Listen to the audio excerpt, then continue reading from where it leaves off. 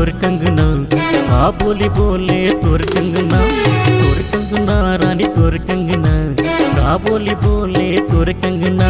मन मा तोरे प्यार भरे, मन मा तोरे प्यार भरे, ये तो बता रानी कतना।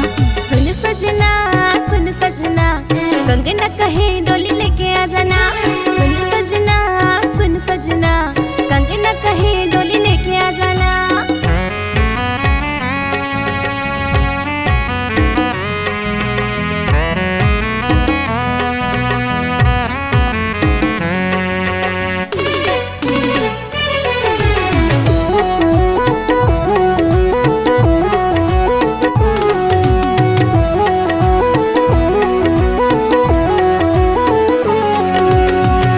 बंद ही रानी तोर ठिकाना, हर घड़ी खोज में मिले के बहाना।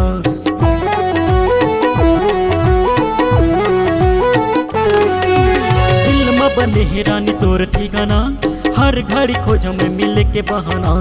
रात दिन देख मैं तोर सपना, कब आवे रानी तय मोरे अंगना। तोर कंगना रानी तोर कंगना, का बोली बोले तोर कंगना। तोर कंगना रानी तोर कंगना, का बोली बोले तोर कंगना।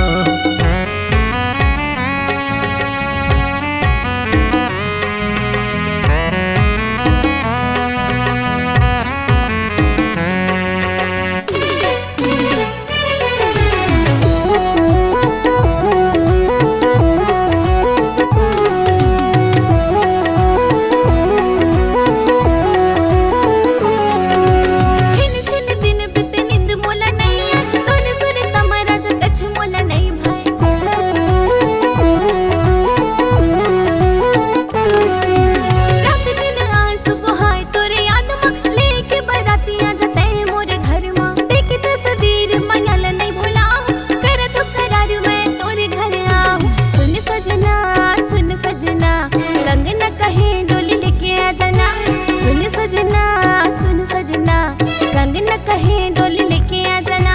मन मोरे तह बसे, मन मोरे तह बसे, जैसे बसे तोता मैना। तोर कंगना रानी तोर कंगना, का बोली बोले तोर कंगना। सुन सजना कंगना कहे डोली लेके आ जाना। तोर कंगना रानी तोर कंगना, का बोली बोले तोर कंगना।